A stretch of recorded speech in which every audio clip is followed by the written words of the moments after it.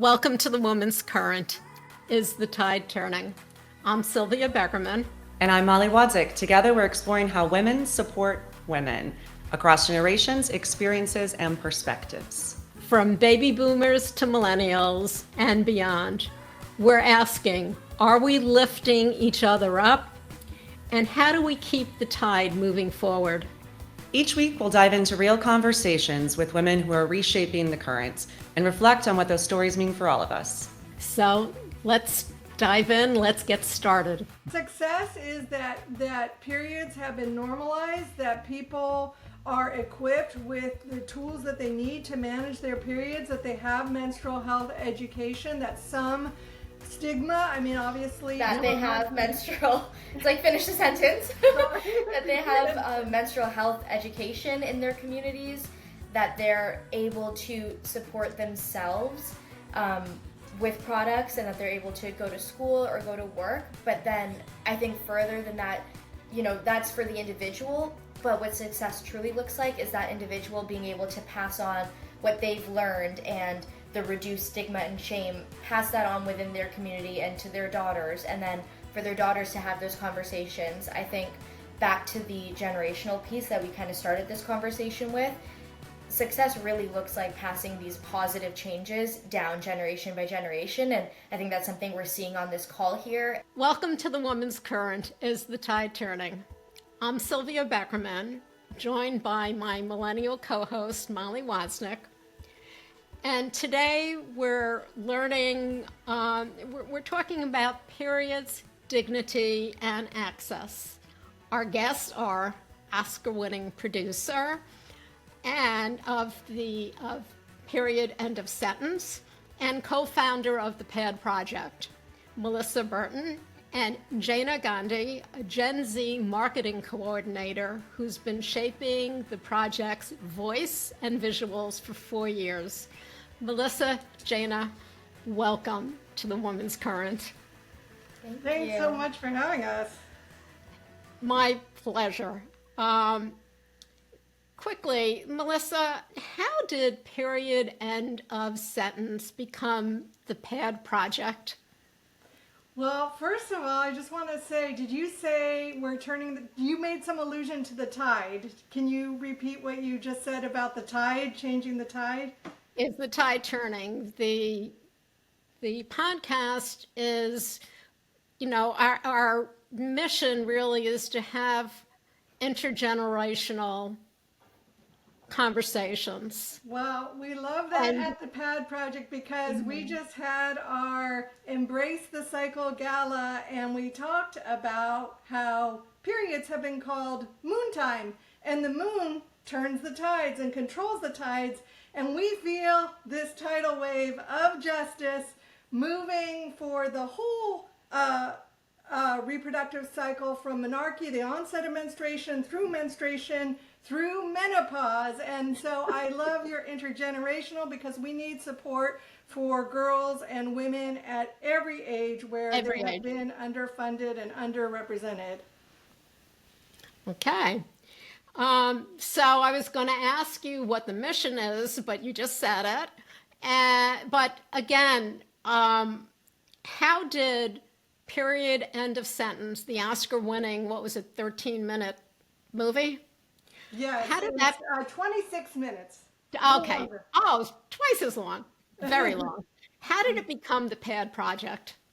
So actually, the idea for a film and for a nonprofit were born at the same time. I was traveling with my students, my students are now millennials, but at that time, they were very young compared to me, and we learned that girls drop out of school because of a lack of access of menstrual products, and we determined that we wanted to do something about that.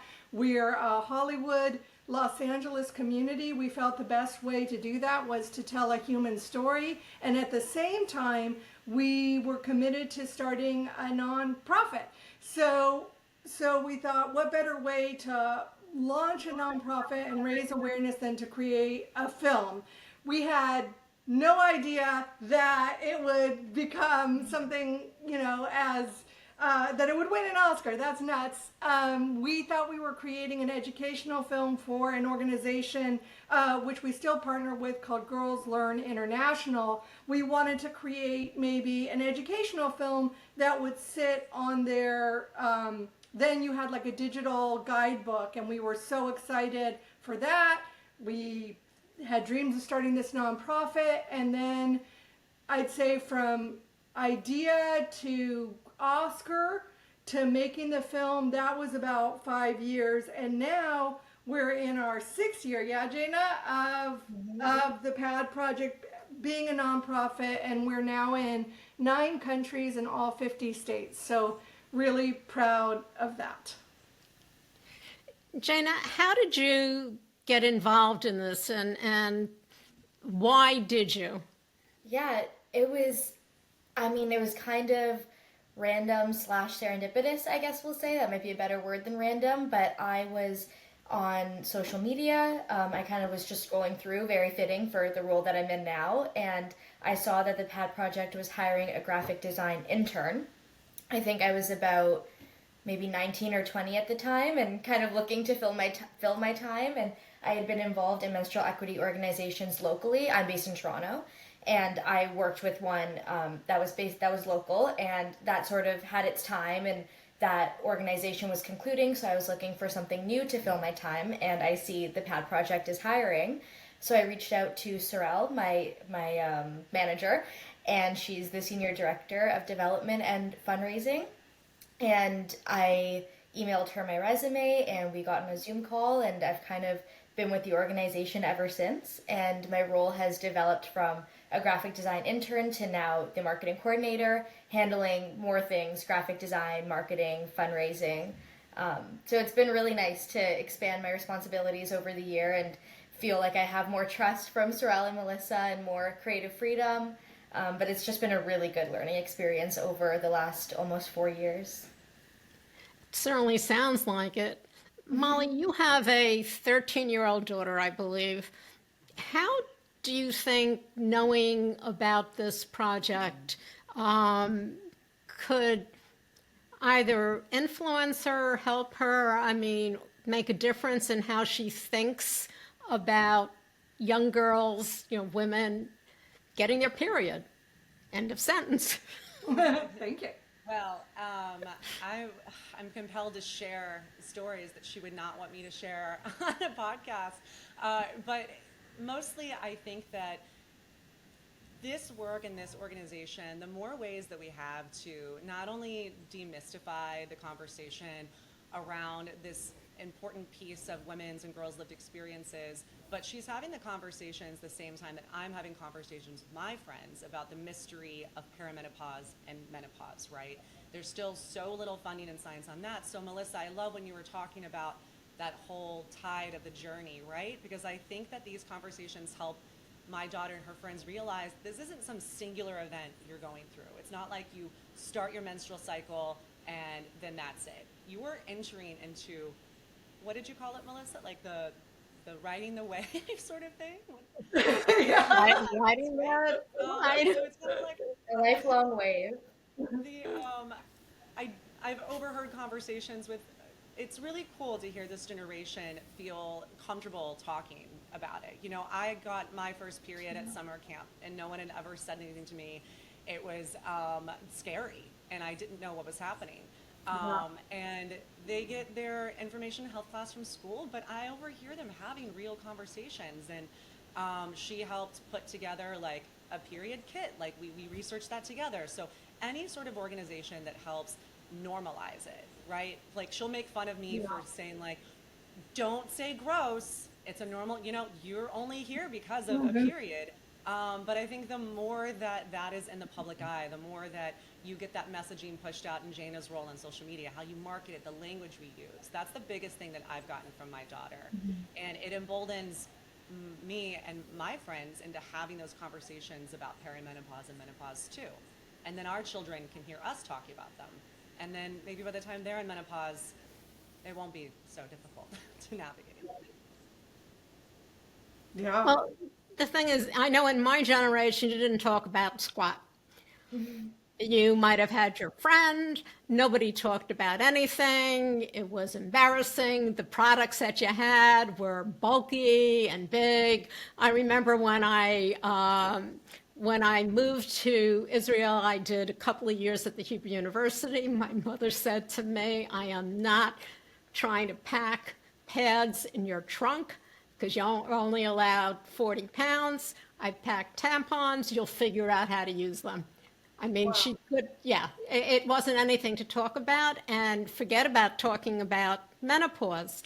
So the conversations that have come out of everything don't just affect people my age, your age, Melissa, Molly, Jayna. It affects, I mean, it's just that ripple effect because it goes from being a young girl to getting your period, to growing up, to perimenopause, to menopause, to the fact that you're in menopause for life. You might not have the same, and that's another, don't get me started on that. That's just another conversation. It's a big deal. But the fact that we're talking about it and we're getting the shame, I mean, the shame. So here's a question that goes in. What changes on the ground when a community gets pads, education, and production jobs? Jayna, you want to go for it, or? Go right ahead, Jayna. What changes on the ground? I think having access to products and feeling safe and protected when you're on your period, which is once every single month. What changes is your confidence and your dignity and your ability to live your life through that week each month the way you would any other week, maybe with a little more discomfort. But fundamentally, you're not missing out on a quarter of the month, every month, because of something that you can't control. You're given the tools, and by having the tools, you can be confident and you can go to school and learn and talk to your friends and not feel like you're missing out on experiences, which at the end of the year, if you think about sitting out 1 week every single month, it adds up to a lot of missed experiences and missed education that isn't fair. So I think by having the tools on the ground and access to these pads and these experiences, it sort of evens the playing ground between young boys and girls and gives girls equal opportunity and the chance to experience everything that they should have the chance to without as much worry as they would have otherwise, with no products and with heightened shame. I think it's not the way for girls to live once a week every month. And that's the thing, products, accessibility to products. Melissa, that's one of the things that the PAD project has done. Can you explain more about that? Expand on it. I'm sorry, word retrieval again. Sure. The one of the statements of our mission is that we expand access to menstrual health care, education, and products. And I just want to say that products are a gateway to so many other things. First of all, there are all kinds of products where we call ourselves product agnostic at the PAD project. So whether it's cups or washable pads or disposable pads, whatever works for your comfort and your community, wherever you live in the world, is going to be a great product. And it's interesting.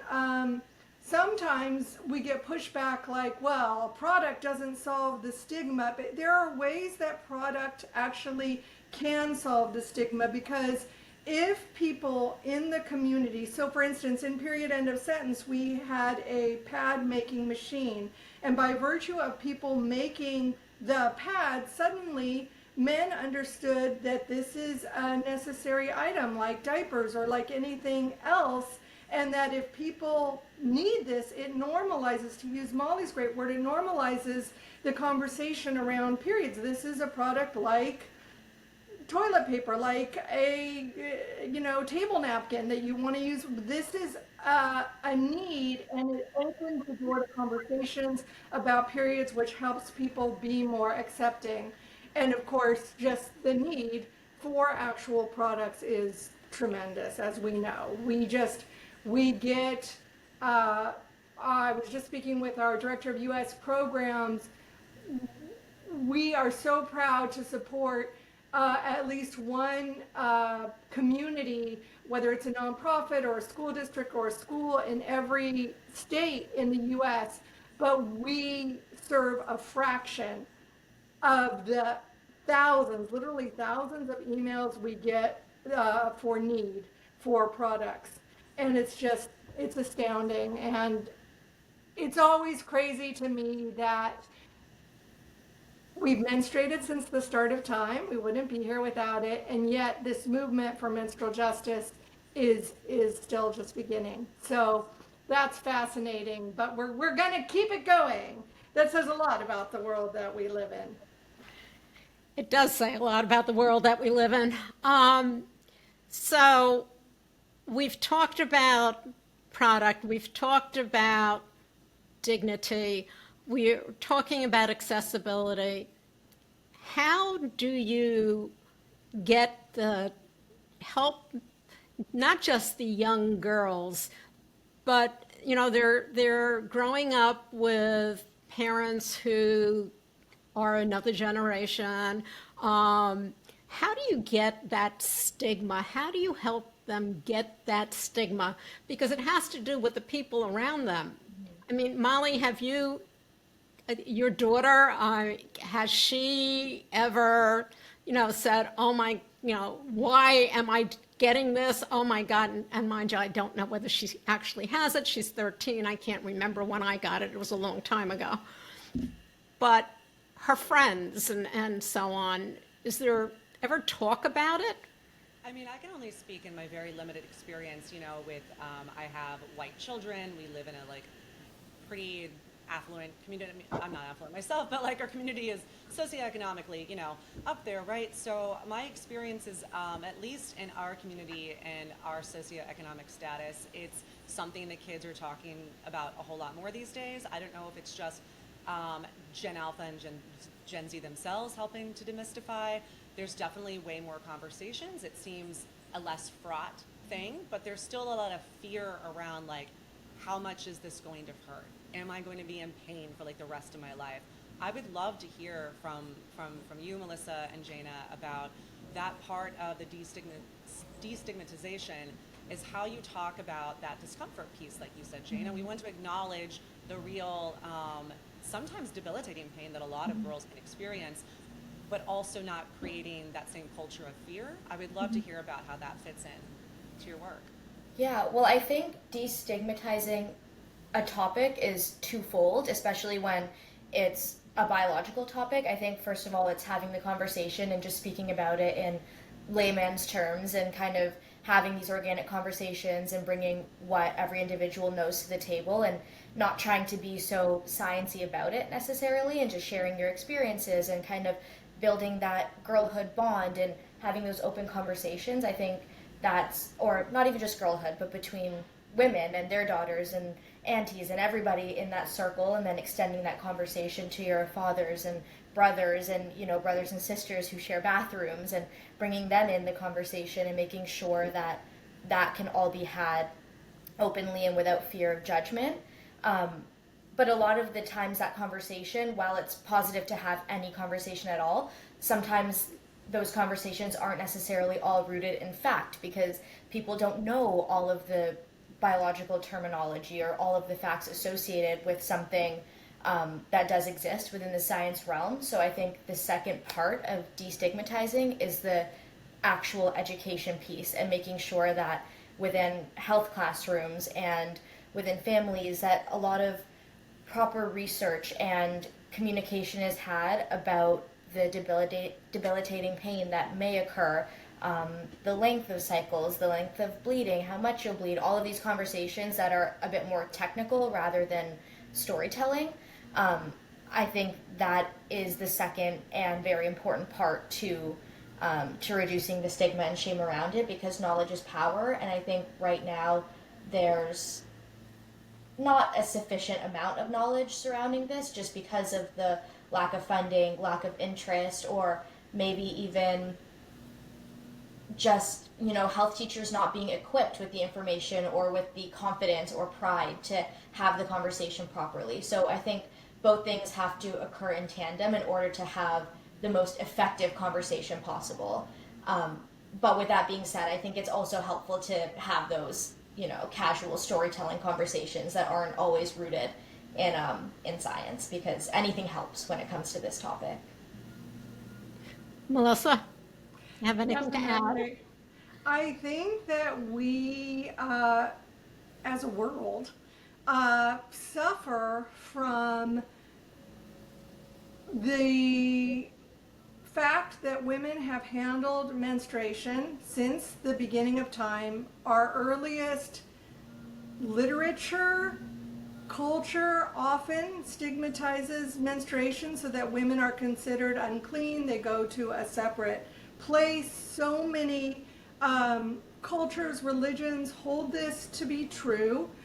And so we've all, I think, even today, sort of inherited, oh, that's something that you handle in private over there.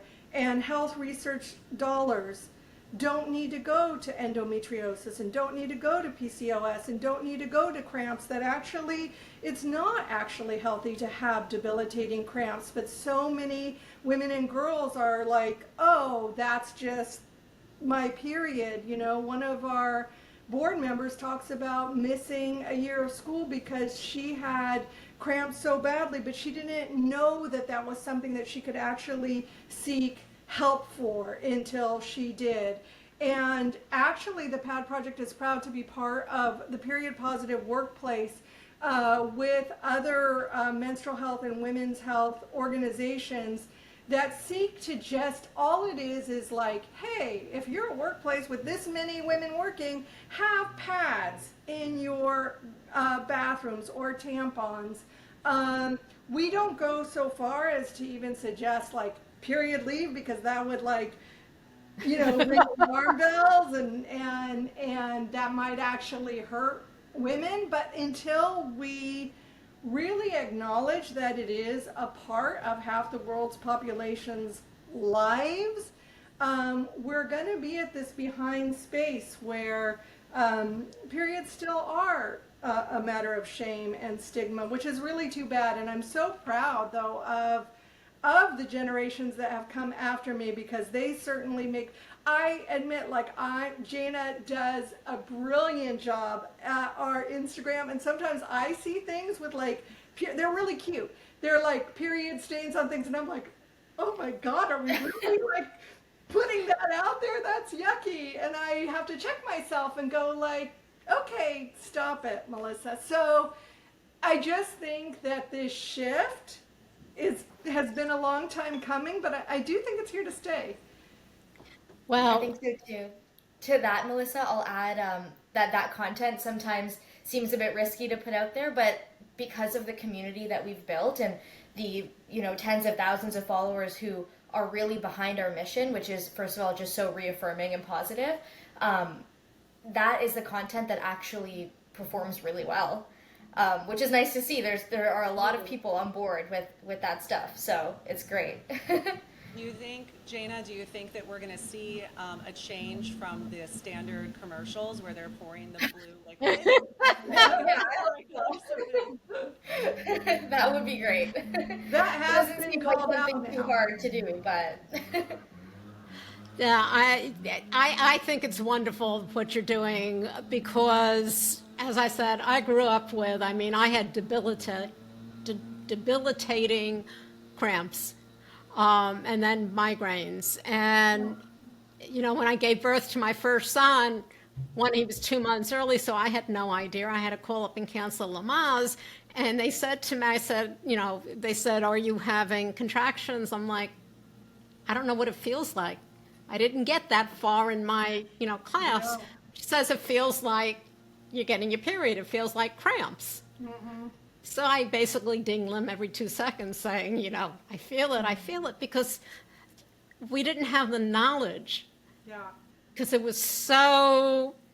wasn't even that it was taboo. We didn't know it was taboo to talk about because we just didn't talk about it.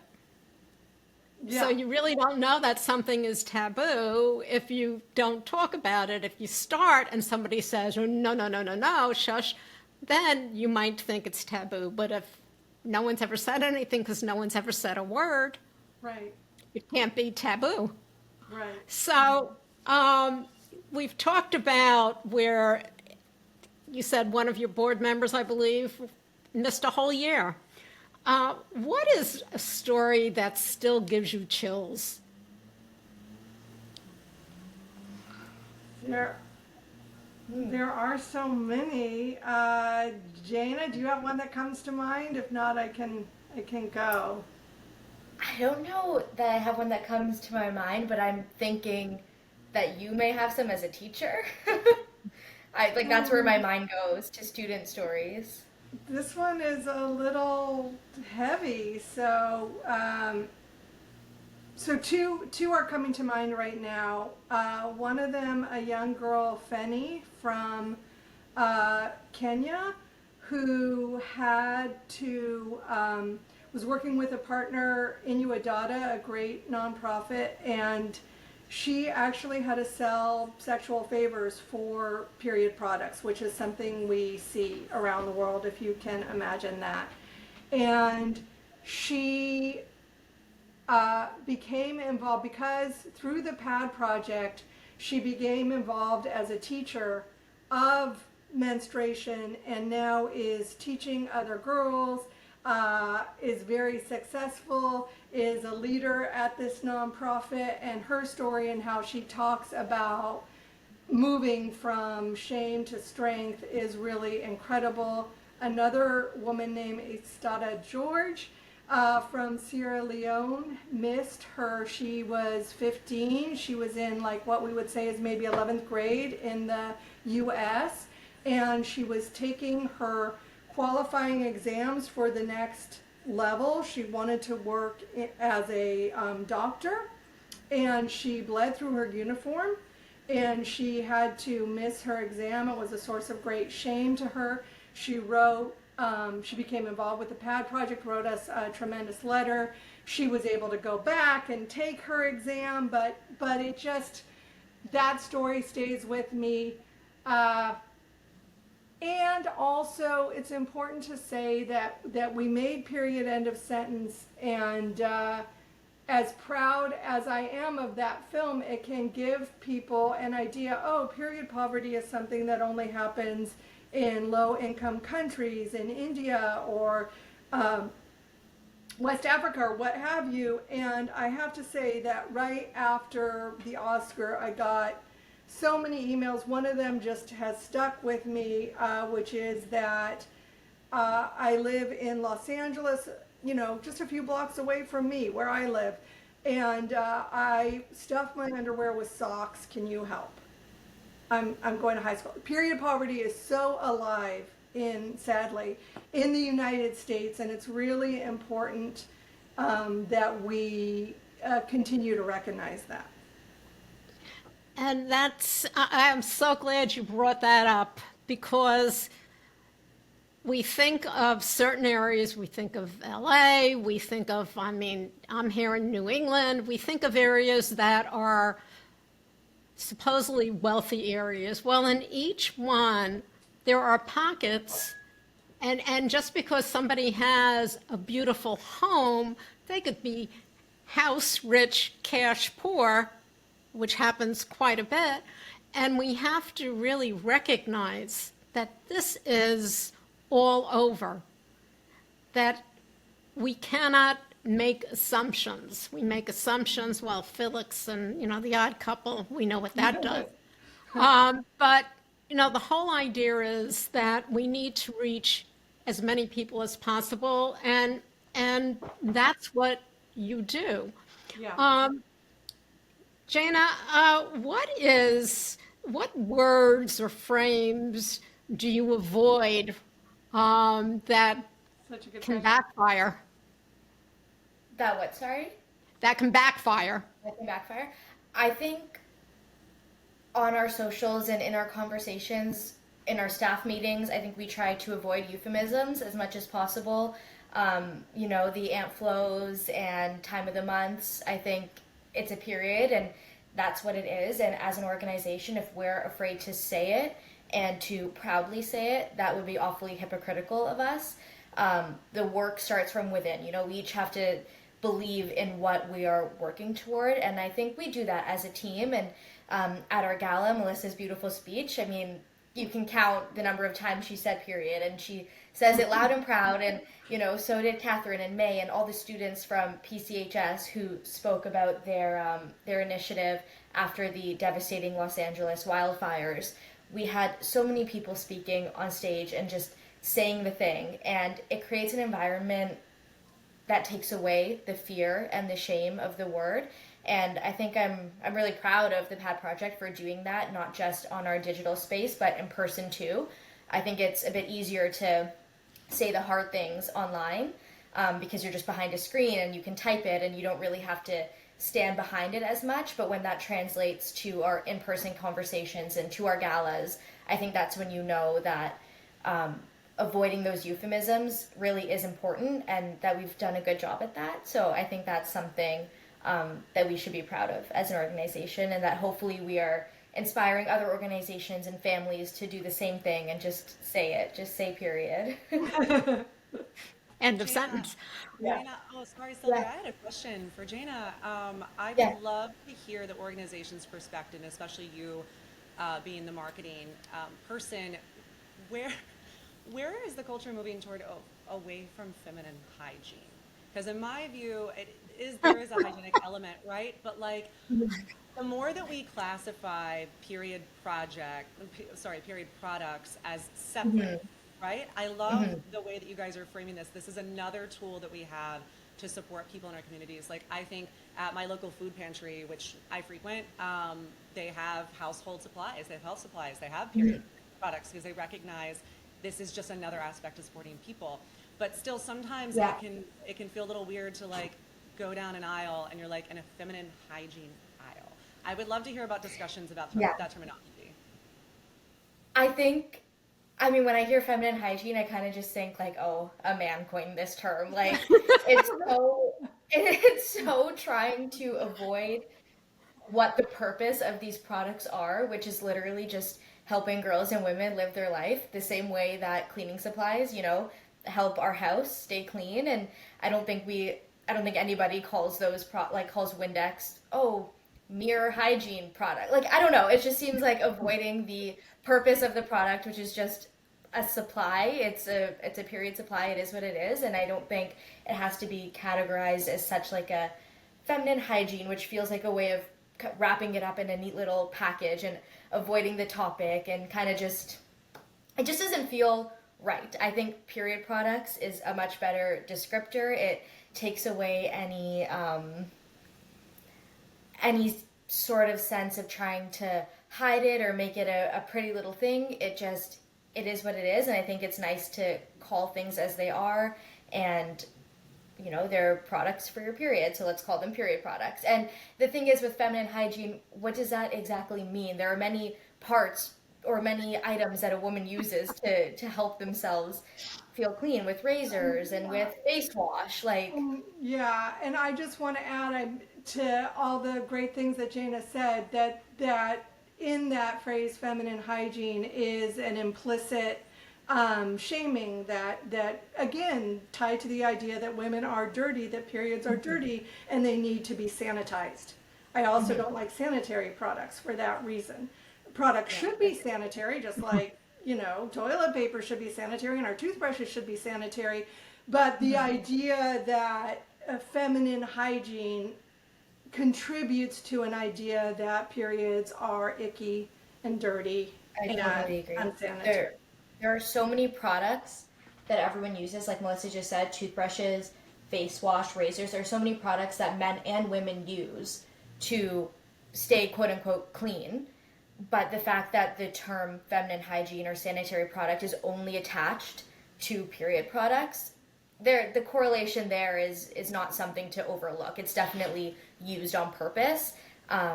and it's a negative thing. So not something we use at the Pat Project, that's for sure. Well, it's also a thing that, again, has a stigma. I mean, how many movies have you seen, or maybe in real life, you ask a guy to go get, you need tampons or whatever, and the whole thing is they're standing under, first of all, they're trying to hide because it says, feminine, sanitary products, the feminine aisle, and then there's so many different, and then they're trying to, and it's all, you could say it's funny, but when you really think about it, why should that be? Yeah. When you say that, I think about the movie Blended, and Adam Sandler goes to buy tampons for his maybe 14, 15-year-old daughter. He's a single father in the movie, and he goes for these like super jumbo, like there's not the right product for her, clearly, and it was meant to be a funny scene, and then Drew Barrymore comes in and helps him pick the right product. And yes, we laugh at it because it's a movie, but I mean, if you think about it in a real life situation, when a father who has 3 daughters in this movie doesn't know which period products to pick out for his kid, it's not that funny. It's a little bit concerning. It's very concerning. Yeah. It really is. Yeah, and one more comment on blood, which is, since we're talking about movies, there was a big deal when period end of sentence came out that we better not show any period blood, which, by the way, we never had any period blood in the movie anyway. But that always stuck out to me when you think of the movies that are, iconic in our country. They're the, Scarface and Rocky and war movies and bloodshed and death. And so, like, a little period blood in a movie is going to be what is actually terrifying, So, yeah. Well, women are terrifying, Yeah. All right. And your 13-year-old has a lot of power. It's power. Don't I know it? So in marketing, pads, education, local production, what model scales best? What do you see working the best? It's a complicated question. I'll start, and Jayna, feel free to jump in. Every community around the world is different, and sensitivities are different. So we have a menstrual cup, in case listeners don't I think know. Melissa just froze. Pardon? Okay. So as well. I can try to jump in. There you go. Oh, there she goes. Okay. Oh, did I drop off? Oh, I didn't even know. Anyway, I was talking about menstrual cups, which, in case listeners don't know, that's something that you insert, and it's great because over time it's economically more viable than buying pads every month, and also it is eco-friendly. I'll try to pick up from her train of thought that I think she's going in. Oh. Okay, go for it, Jayna. In case I get cut off. No, you go for it. You're back. Okay. Finish your train of thought. Menstrual cups seem like the holy grail. Like, they're eco-friendly. They can be reused. They're economically sound. But guess what? They're not comfortable for all women in all bodies. That's one thing. We should respect people's comfort. But I think I'll throw it over to you. Is that there might be a bit of stigma attached to inserting something vaginally in certain communities. So in those communities, perhaps a pad production machine which employs women and produces disposable pads, or a washable pad program which again employs women and produces more eco-friendly products. Maybe one of those two options is better suited for certain communities. But I think when it comes down to scaling a model, it really comes down to what the community is looking for and tailoring. There are so many options out there, and tailoring an option to that community so that they feel comfortable and they feel supported. Because again, it goes back to the idea of wanting these girls and women to feel supported through their day-to-day activities. And for one community, if that's scaling a menstrual cup program, then that's the better fit. And who's to say that for another one, it's not making a washable pad program. So it's kind of just assessing the situation on the ground and speaking with communities candidly and listening to them. You know, it's not always the PAD Project knows best. We have to work with our communities and help support them the best way that we can. Uh, I hope that was right, Melissa. That was fantastic. what does success look like 12 months after you leave a site? That is definitely more a Melissa question again. I don't know But if I I'm would on. say success looks like leaving. Now Yeah, you you're are. back. Yeah, success is that periods have been normalized, that people are equipped with the tools that they need to manage their periods, that they have menstrual health education, that some stigma, I mean, obviously. That they have menstrual, it's like finish the sentence, that they have menstrual health education in their communities, that they're able to support themselves with products, and that they're able to go to school or go to work. But then I think further than that, you know, that's for the individual, but what success truly looks like is that individual being able to pass on what they've learned and the reduced stigma and shame, pass that on within their community and to their daughters, and then for their daughters to have those conversations. I think back to the generational piece that we kind of started this conversation with, success really looks like passing these positive changes down generation by generation, and I think that's something we're seeing on this call here, and that's something that the PAD Project hopes to encourage and influence in these communities around the world. Success is not an overnight measure by any means.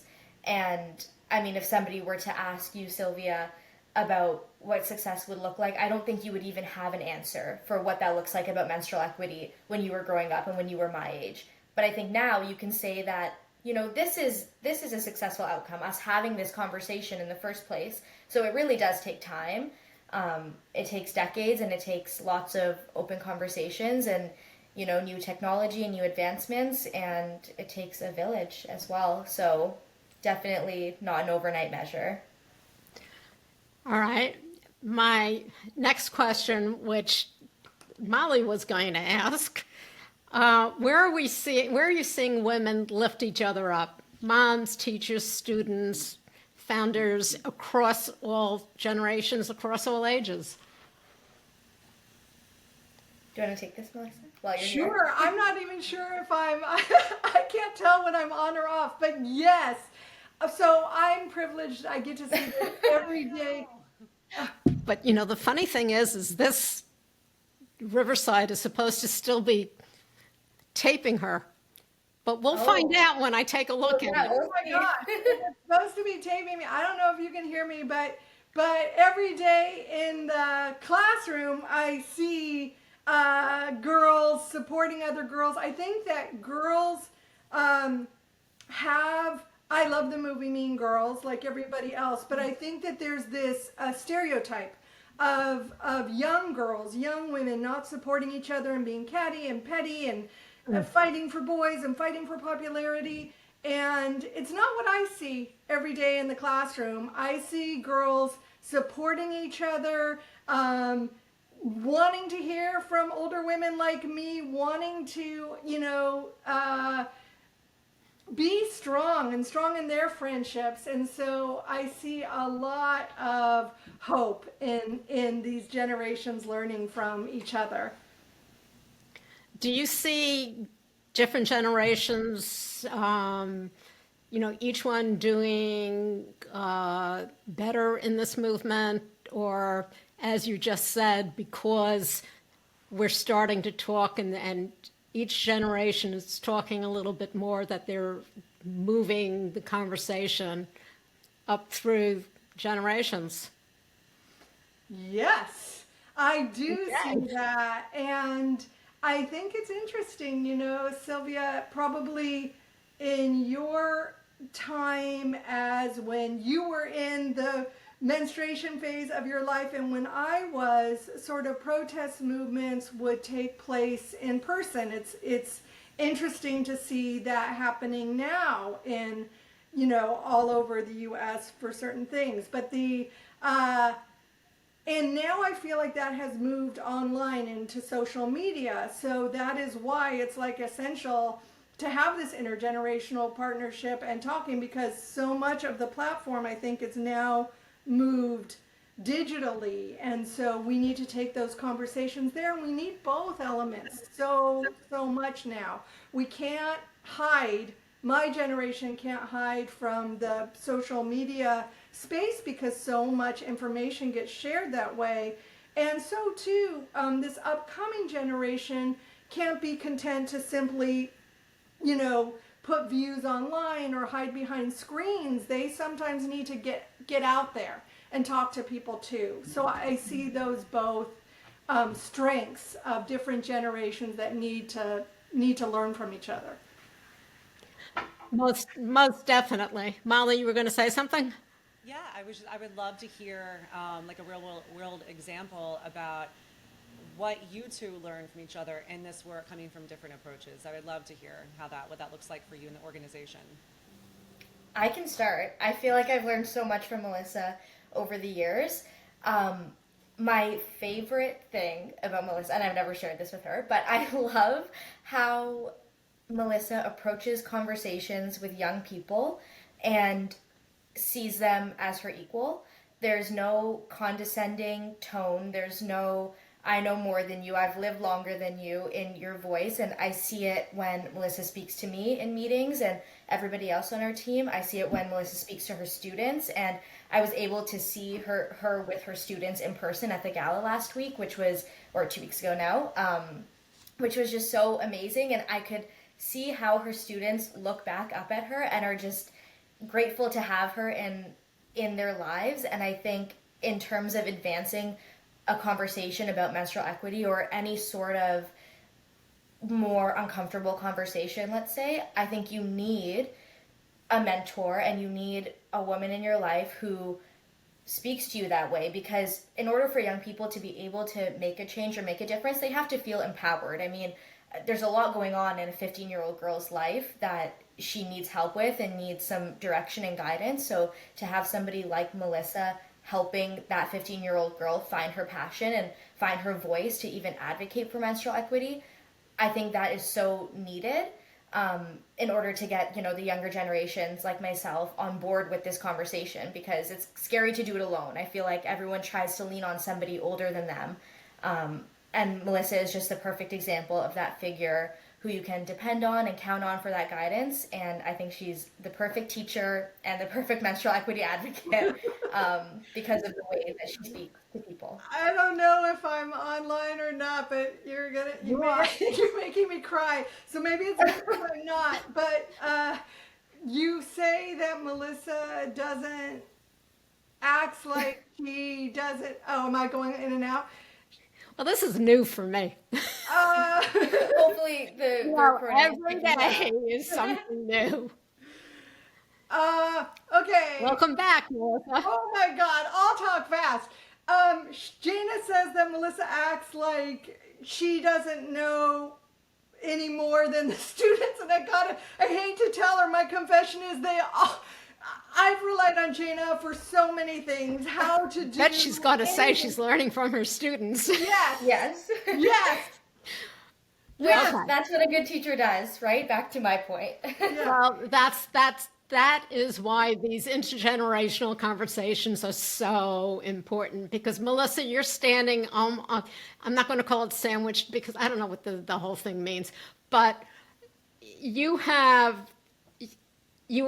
more freedom than my generation in talking, and hopefully my generation now won't shut up and will talk about it. And then you get to talk to, people like Molly, like Jayna, and it's a domino effect, and we have to keep, no matter what anyone says, this is where women are really supporting one another, and we can't say that we're supposed to, I won't say it. Yeah, I almost said something not good. but like, we need to take away the aisle that says feminine hygiene products, sanitary. Pour some real blood in those commercials. Yeah. The real blood in. I have one last question. All right, to both of you, and whoever's live can answer. If a listener has 10 minutes, $10, or 10,000 followers, what's the one best action?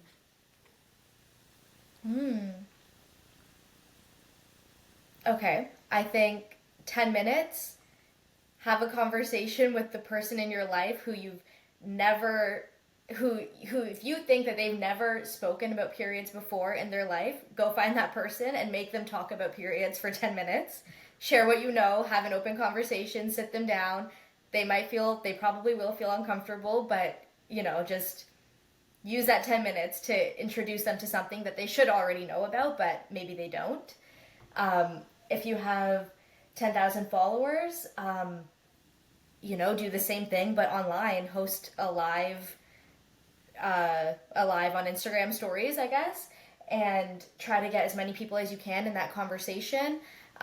Post your stories, post links, and just try to spread awareness as best as you can in the way that you know how. It can be a genuine personal story. It can be, sharing a Pad Project campaign. It can be anything that feels organic to that person with those followers, because I think that this conversation gets advanced the most positively when people are being true to themselves and sharing organic stories and what they want to share. And $10, I mean, are any period products as cheap as $10? I don't know. I don't know. What would you do with the $10, Melissa? I'm so scared I'll start to talk and be off. Anyway, $10 probably does buy some disposable pads. 10,000 followers could be good. Jayna would know what to do with 10,000 followers. That could be good, but I love Jayna's answer. I agree with that. That is why she is very wise. Molly, do you have anything that you'd like to ask before we end this amazing conversation? I think that I am just really interested in the whole piece of the social equity piece behind that. I love the framework behind that, and I think it really compels people to involve conversations with their sons. I think if we had another hour, we could spend a whole hour talking about how to get boys and men involved in this. So is that something that is part of your project, is having those conversations with the boys and men in your lives? Yes, we have a lot of conversations about how sex ed or health or whatever it's called in your schools needs to be taught at younger ages, and boys need to learn about what happens with girls just as girls need to learn what happens with boys in order to really create equity and to destigmatize fear and to know about it. I mean, I'm in the school of the Pad Project, and it's a very progressive school, I will say, and there we have pads and tampons in my classroom because we're always doing pad drives. And a boy earnestly and genuinely asked, a 9th grade boy asked, what is this? And I thought, wow, this is someone who's 15 years old in a school where periods are very openly talked about because of the Pad Project, and he, in all earnestness, really did not know what they were. He had never, been taught. And so I just think we need to definitely include men and boys in the conversation. Well, the two of you, now tell us what the website is. www.thepadproject.org.